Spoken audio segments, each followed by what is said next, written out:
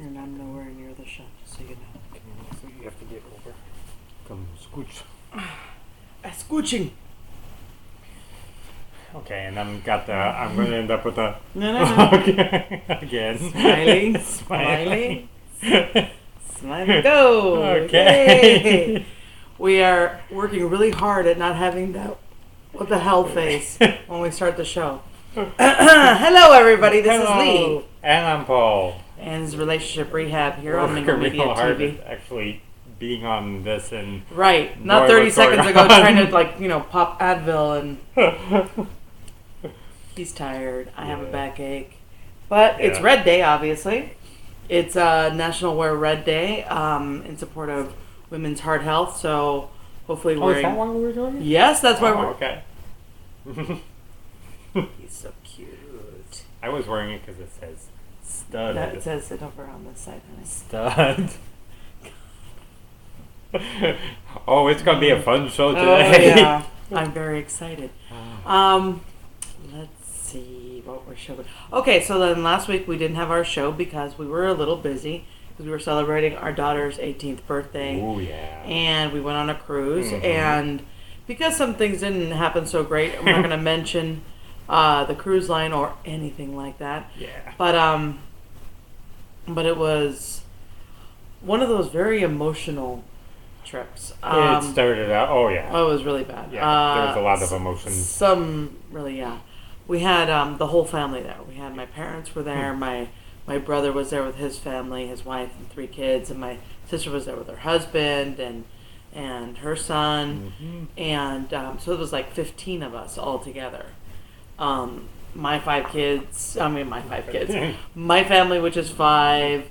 My brother's family, which is 5. My sister's 3. 15. Yeah. So getting everybody together was like wrangling gnats, and I wish I wouldn't have put myself in that position, but I did. And that Friday, which was Jeannie's birthday, her 18th birthday, we were doing like a big family dinner and just things, we forgot our garment bag, which had all of our nice clothes in it. I forgot it. I say I did, and I felt really bad. He felt like crap, and then it was like, you know what? Let's just deal with it. Let's get Jeannie something really nice to wear. I mean, I had way overpacked, so I had some things to wear, and everybody had okay we things. actually lucked out that we did overpack. Yeah, that was a good thing. But there wasn't. Everybody else was like, my dad wore a tuxedo to that night. Right. We were not dressed to that level, so I was able to run downstairs and get Jeannie a dress, and she actually looked very pretty that night. She looked very pretty that night, so that worked out okay for her. So it was like one of those. Okay, she looked pretty, so we were good.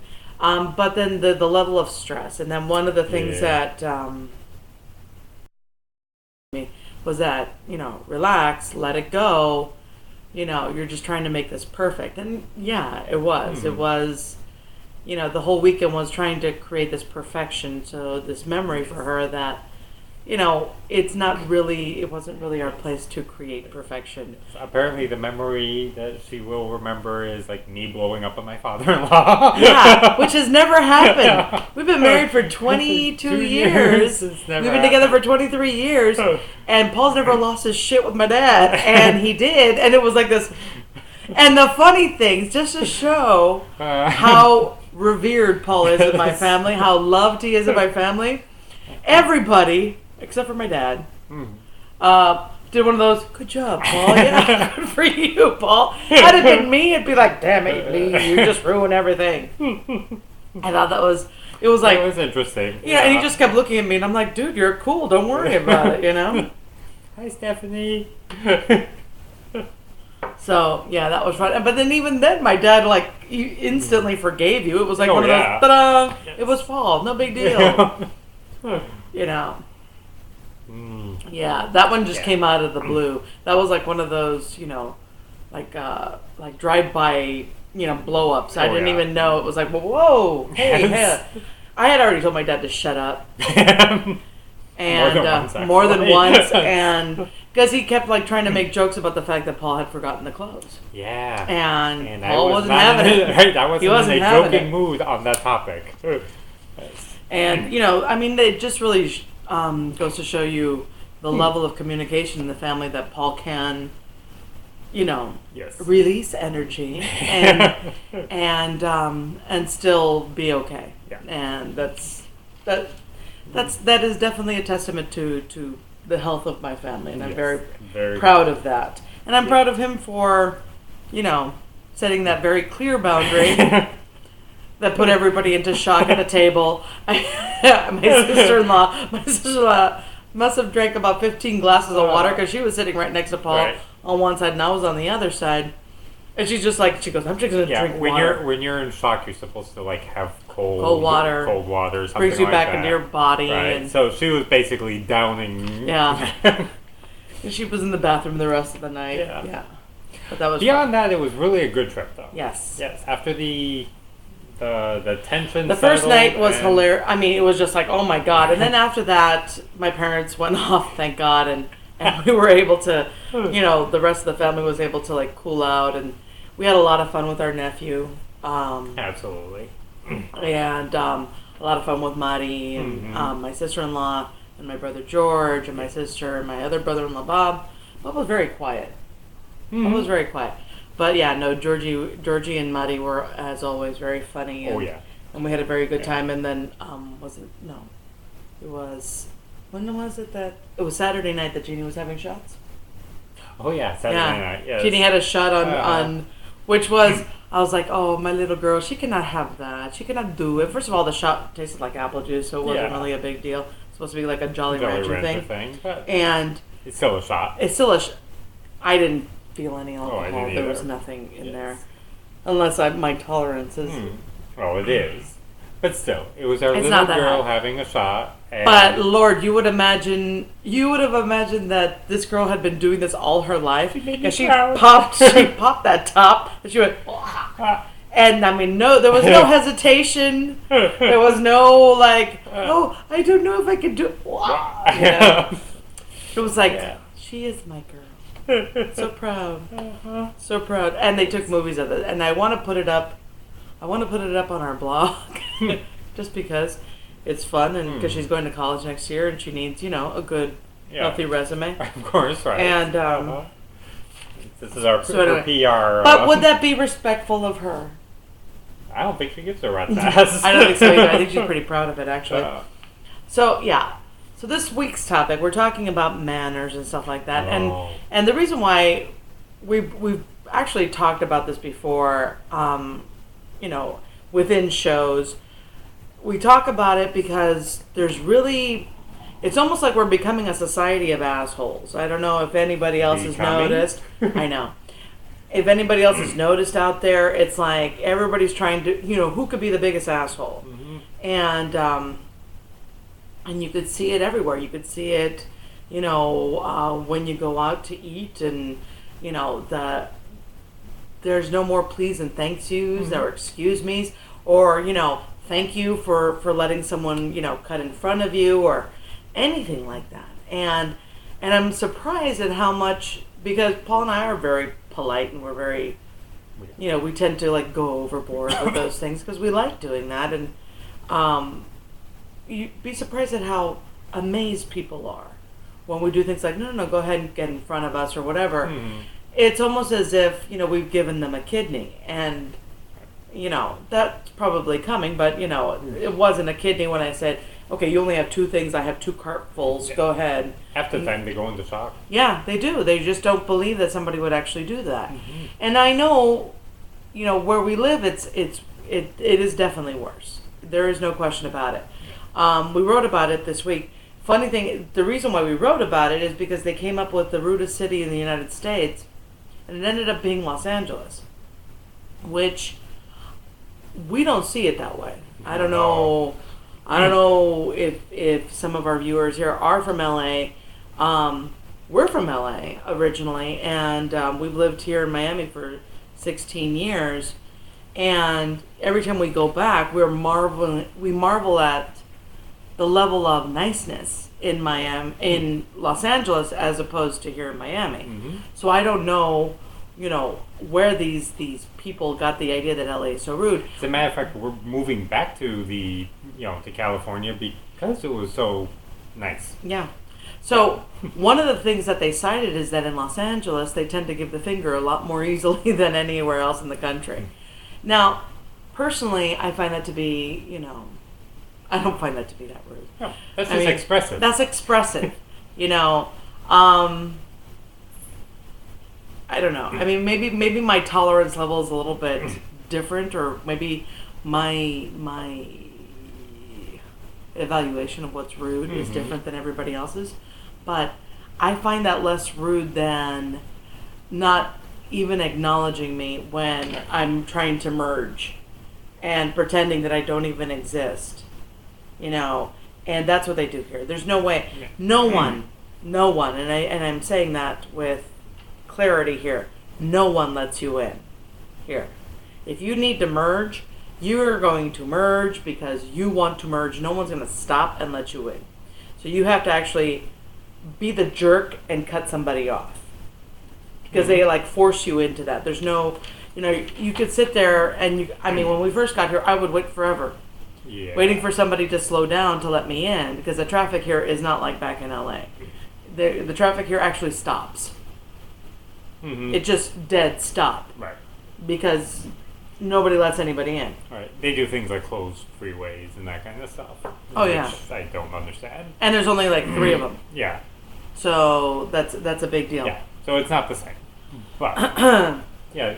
So, but what does it matter? Why would we give a crap? What does this have to do with being in a relationship? Well, we talk about it all the time too, that we are in a relationship with everything, with everyone, whether you know them or not.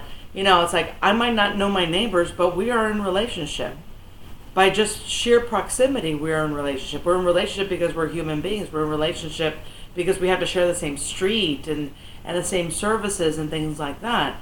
So it behooves us to show respect for one another by just showing the minimal amounts of niceties. Hello, how are you?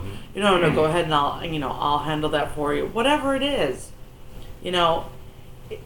it's part of being a civilization. And one of the things that we wrote about this week is that when you start dropping those niceties, you start eroding the foundations of a civilization. And you start, it's like we have a tendency in this country to be isolationists. If you know anything about history, the United States just doesn't want to be bothered. Right.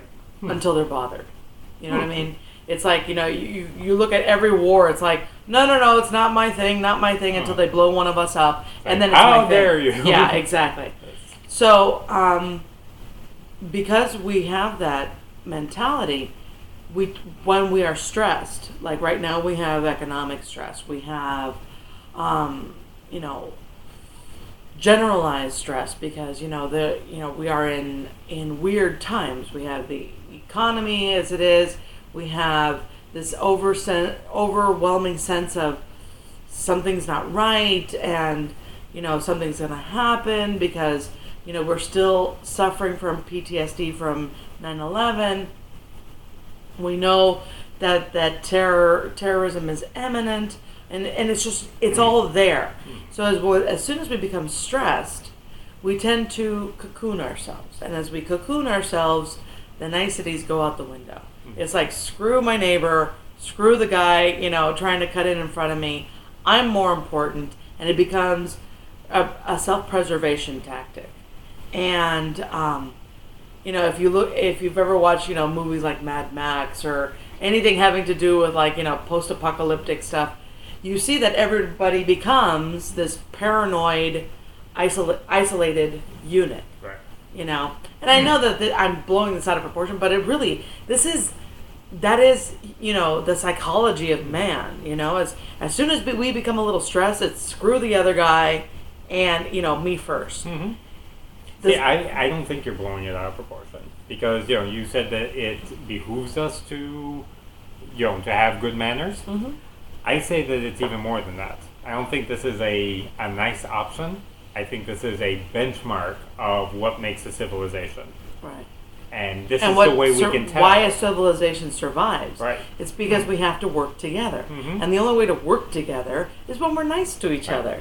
And say things like please and thank you, and and the things that we're not even teaching our kids to do now. I mean, I have actually had parents tell me that they aren't teaching their kids those things because they don't think it's important in today's day and age, that they think it's a sign of weakness to teach your kids to be respectful, because they deserve to be respected, and no adult just deserves to be respected just because they're adults.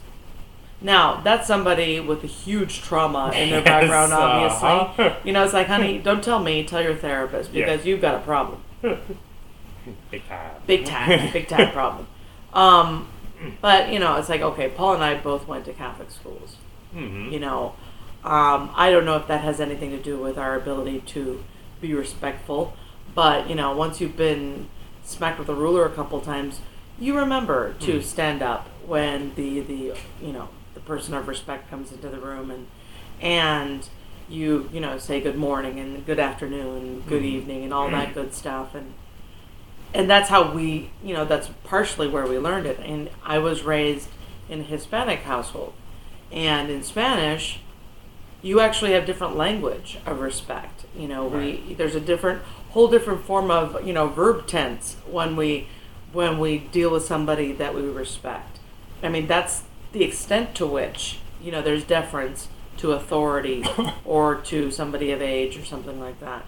And it's interesting because, see, I learned some of the stuff from, you know, from being at Catholic school and that kind of stuff. I would say a big chunk of where I learned my manners from was my grandmother.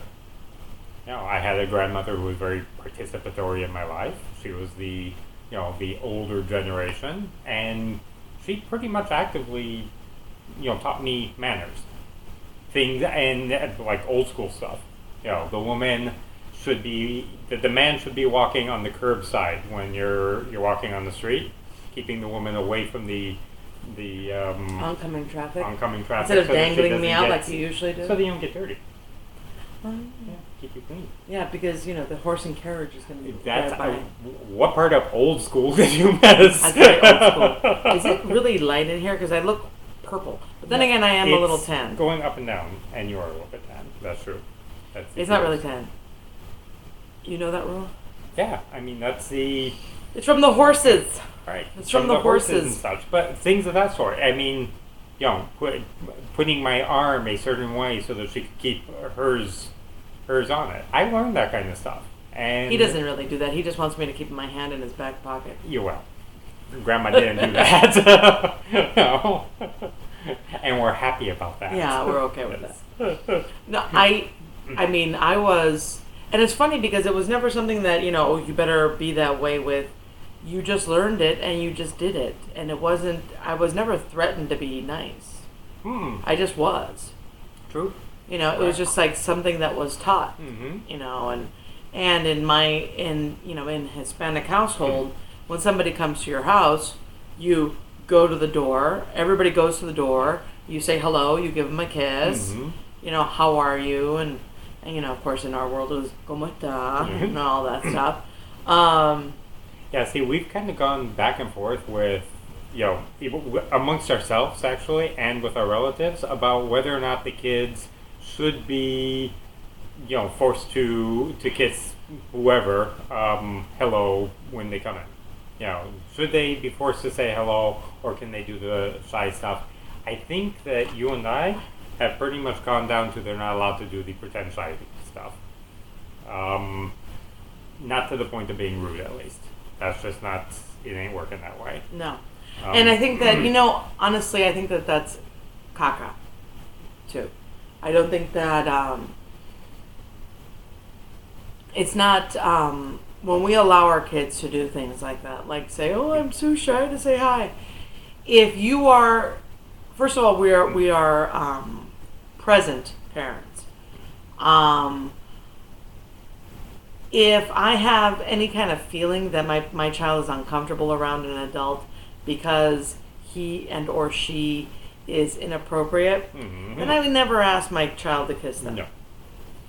Yeah. So being present, being, you know, having your little feelers out and know what's going on. gives you the sense of, okay, they're not being shy. They just don't like this person. And kids are very good barometers of crappy people. Mm-hmm. So, but see, this kind of goes back to the whole manners is not the same thing as weakness. Right. Because anybody, a child and adult, can still be courteous without losing their strength. Exactly, and I think honestly, it shows more strength to be courteous about it. Absolutely. That's we've co-opted this really crazy idea of what respect is. Working. I remember back in the mid '80s, one of my first jobs right out of college was working at the Lenox School District. Yeah. I was working to be nice to people who gave bad vibes. Yeah, definitely. Yeah. Well, I worked at the Lenox School District, and the Lenox School District is right next to the airport in Los Angeles, and it's only 1 square mile. But in that 1 square mile, there were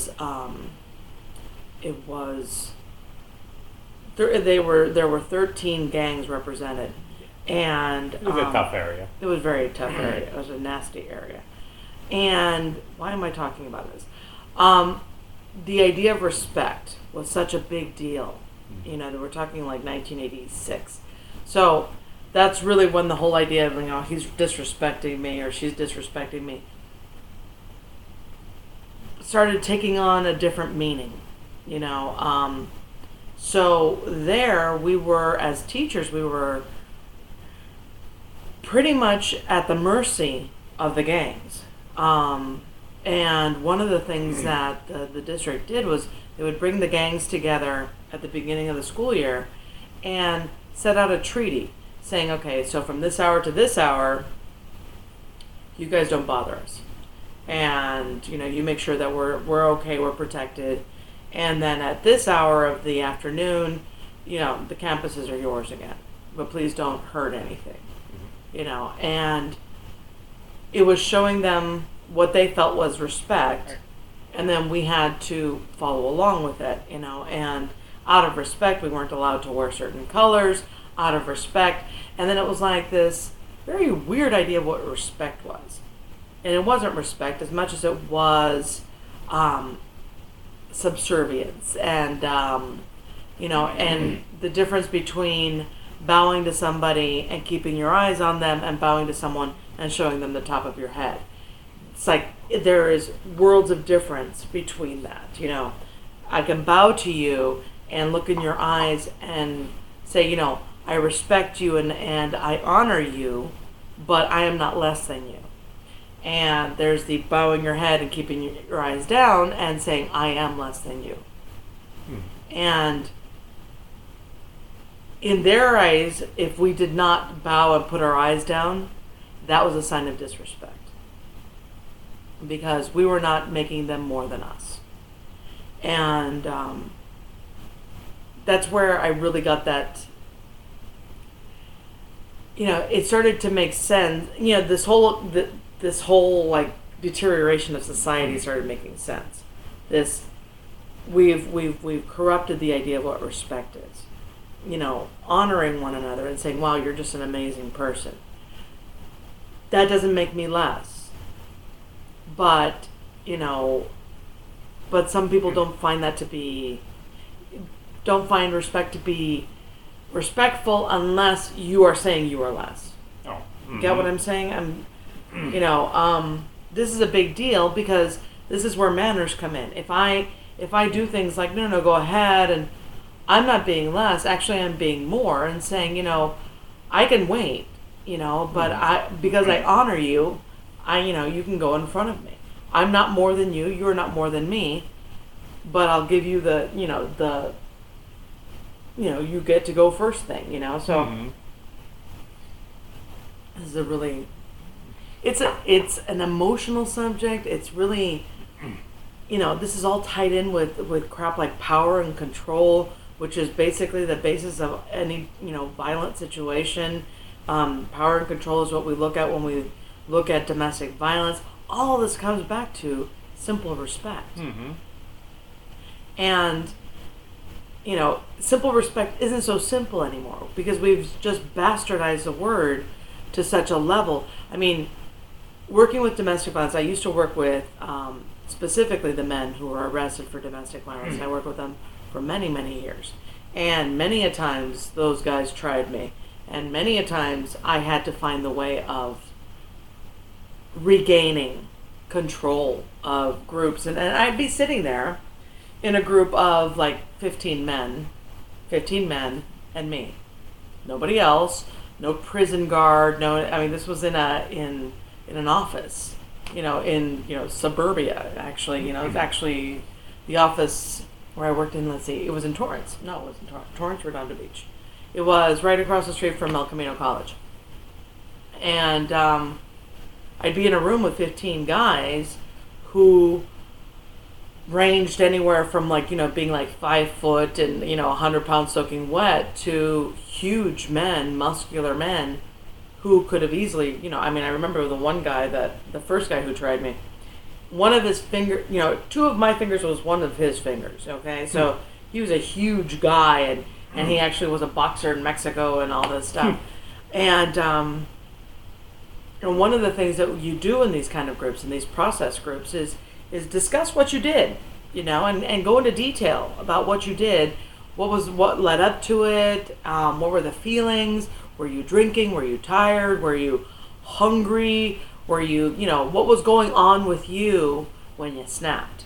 And that helps because then it gives you an idea of what your triggers are and, how to avoid it in the future. So, we're going through there, and then I'm talking to this guy, and this guy's, sharing his story. And he's like, he starts talking, and as he's talking, he's getting angry and getting more angry and getting more angry. And I'm trying to, bring it back around town, so that he doesn't lose sight of what we're talking about. He doesn't lose the purpose of what his communication is for. But he was losing it. And at one point, he just kind of stands up and says, he goes, and no bitch is going to tell me what to do. Now, of course, this is roughly translated because it was a lot more ruder the way he said it. And, and I remember just feeling that just chill, like, oh crap, if I do anything to assert myself, I could get a beat down. But at the same time, I had to remember that the reason why I was there was because this guy, 1, committed a crime, and 2, he needed to learn to be different with women. And I remember, I don't know where it came from, but I stood up. And I remember thinking to myself, why the hell are you standing up? And it was like one of those out-of-body therapist experiences, I guess, that I just walked up to him. And I go, well, this bitch is going to tell you what to do. And he just looked at me, and I just, kind of eyeballed him back. Not out of disrespect, but out of being equal and knowing that I was there for a purpose. And I wasn't there to make him feel less than me. And I remember he just sat down, and he put down his head, and he goes, and he said, yes, ma'am, but, in a very different, Mexican way, si señorito, and it was like, okay, fine. And I remember, my legs were like shaking, and I sat down, and then it was like, there was definitely a shift in the group. But the point was that I could do that out of respect, not out of shaming him or anything like that. I could still maintain my respect for him and yet still maintain the control of the situation. So there was no loss of power. There was no weakness in that. And I still said, thank you for sharing. And it was still, it was a very positive experience. Ultimately, it was one of those very defining therapist experiences for me. When I could show respect for somebody who is clearly an asshole, who was clearly, someone who could hurt me, and I can do it to the point where, I maintain my power, then definitely that is a big plus for me. Yeah, while I was researching this, I was reading various journal articles, and one of them talked about manners and courteousness and all, and respect, and masculinity, and which basically, that's what you're talking about. Also, I mean, there was a big, the no bitch is going to tell me what I can do, is really speaking directly to what he believed was his masculinity. Right. Over the last few decades, men and women's roles have changed. Things have altered, and manners is a big part of that. How a man treats a woman, for example. I mean, I'm talking from the man point of view. So how a man treats a woman, big deal, and it's linked directly to my masculinity. I know it's weird, really? But it is. So things like opening a door and that kind of stuff. Well, opening a door for a woman. Men don't do that anymore. Well, the thing is, depending on the woman and the point of view, because some women find that rude. Very rude. I mean, saying that I am taking away their ability to open a door. It's like you think I'm less, and I think, it's like, let's go back even further than like the gang era and start going into like women's liberation, and we've really gotten the wrong idea of what that meant. Mm-hmm. I opened the door for him because I love him and I respect him, and I'm being nice. Yeah. He opens the door for me for the same reason. Not because I'm less than. But we've taken these niceties, pulling out the chair for me, and or paying for a meal. We've taken all these things to mean something very sinister. What movie we were watching recently where the man goes around, the main people are on a date, and the man goes around and opens up the door for the woman, and she goes, close the door, do that again. And he opens it again, and she goes, I don't think anybody's ever opened the door for me. That was No Strings Attached. Was it No Strings Attached? Okay. It was a good movie. And she was delighted by it because it made her feel special. It made her part of something. No, it just showed. It showed a niceness. Right. There's nothing icky about it. And I think that as women, we somehow learn that men think of us as the weaker sex, and yes, there are many men who do. Let's not quibble about that. Right. But there are some really, really great guys out there that just like to be nice. And because we've learned to maintain that like edge of bitchiness, to maintain our power as women, we don't let them be nice to us. Yeah, I mean, it is. Without the traditional manners, so to speak, then how are we supposed to show niceness? Exactly. I mean, I haven't learned any. I haven't gotten the new rule book, so.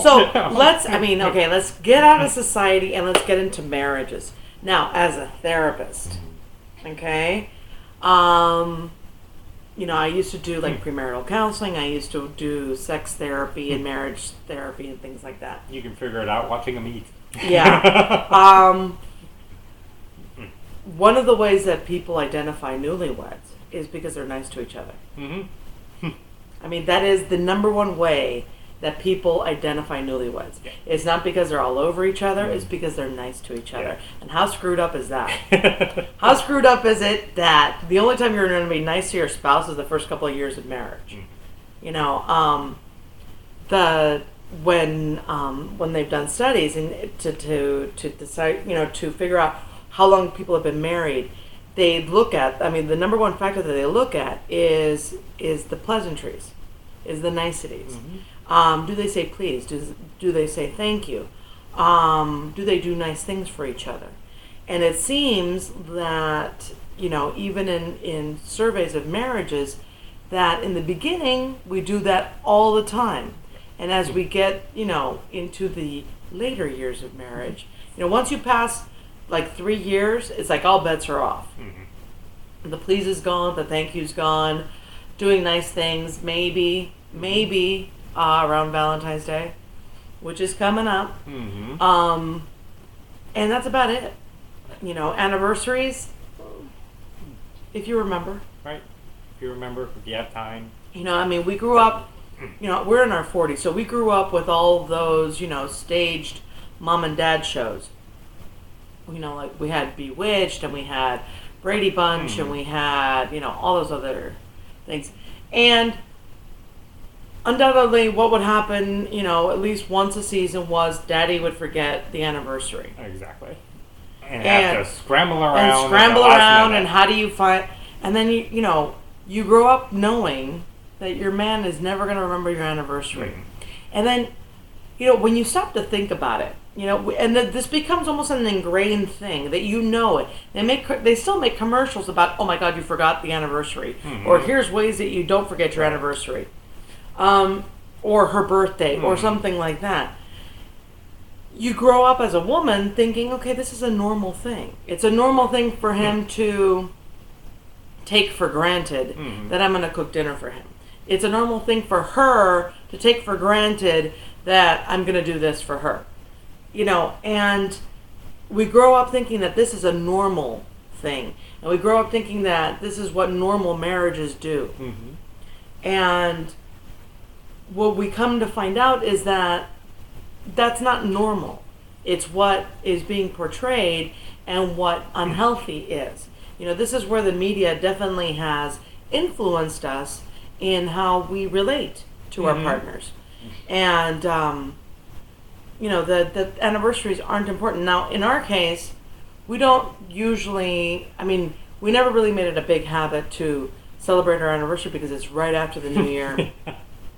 Especially after the boys being born, even got worse. No, actually, we got better with it because because we became more focused about it. But but by way of the exhaustions of parties, parties, it was either the parties or the money, and we're talking January 7th, and at this point, within a 2.5 week period, we have 3 birthdays, a Christmas, and New Year's. Right. So, financially, that could bring us to ruins just to be able to say, hey, happy anniversary. So we never really celebrated it because we didn't want to make those days the special days. I'd rather make 364 days a year special. That one day was like, hey, good job. That's one more year.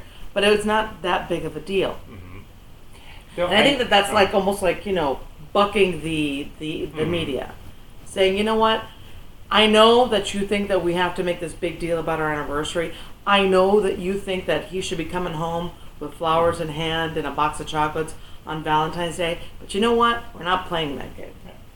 I do want to point out, though, because, we're talking kind of a lot of paradoxes. There's a lot of, with manners and all of this, there's a lot of, you should do this, but you're not allowed to do this, but we want you to do this, except don't do it. A lot of that kind of mixed messages. What? And I'm thinking about like anniversaries and what we, kind of the media point of view of anniversaries. So if you take the typical sitcom, the wife runs the schedule. Okay, all of the family stuff for 365 days a year. Wow, what a surprise. Yeah, she runs the schedule, and I appreciate it. Thank you.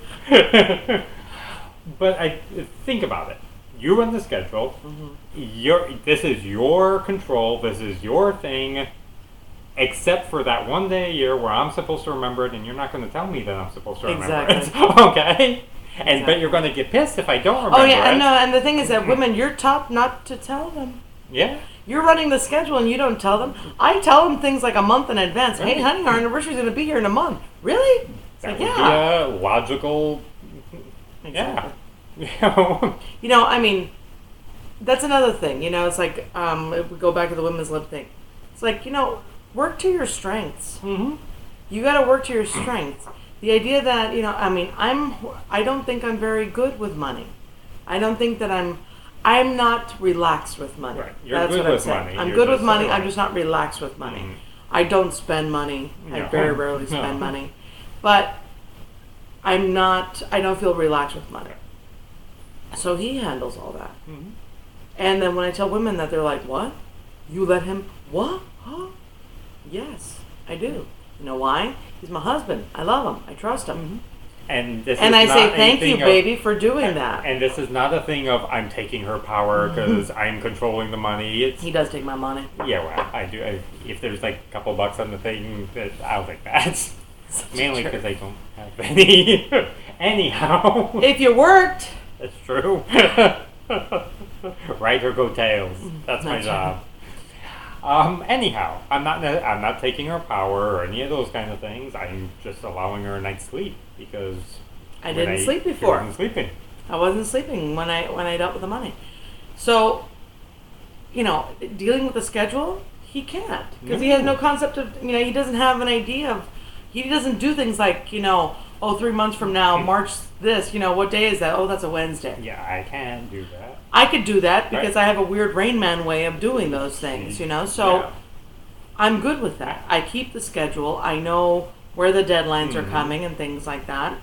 I don't have to. I would have to go back and whatever. Last time create some sort of Google app for it. Right, exactly. Last time the kids went to the doctor, I need to go look it up and maybe if I can find like a receipt or something like that where we paid the copay, then I can calculate it from there. November and December. Or I could just ask her. Yes. See? Because I remember those things. Yeah.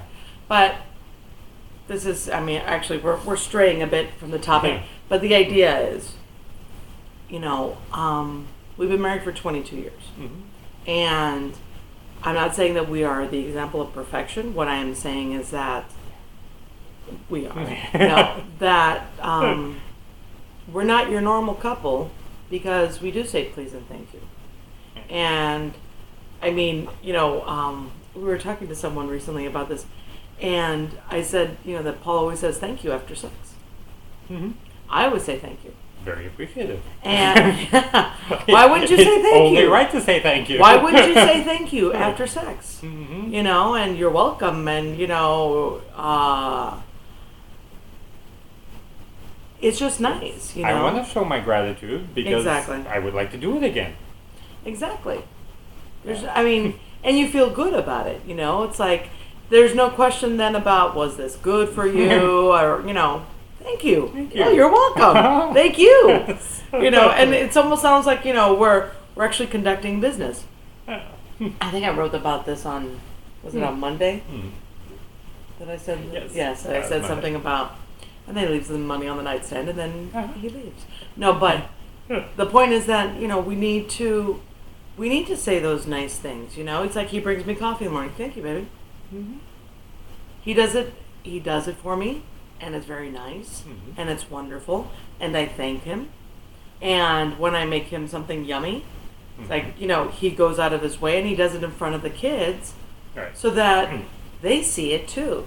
So then in my family, I'll get, if I make something that, like this week I made empanadas, which are like little turnovers for those of you who are, Latinly challenged.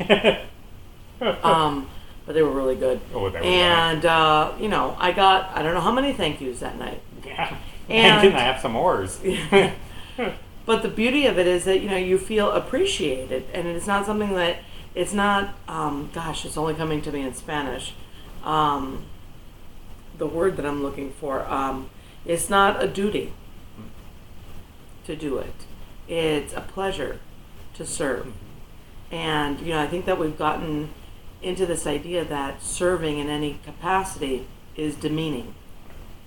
And we really need to go back to the idea that serving it feeds your soul when you serve others. Right. And by letting people cut in front of you, or by letting someone, by helping somebody with something, or by saying thank you to someone, you are in service to them, and they are in service to you.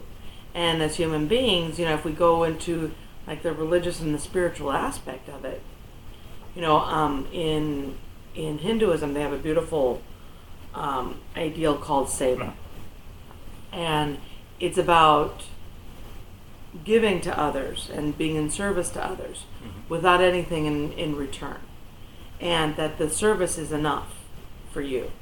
And when you truly work out of seva, the rewards are immeasurable. And, people ask me, Paul and I cook for a retreat center. Mm-hmm. We do it because the retreat center happens to belong to my sister and my brother-in-law. And we work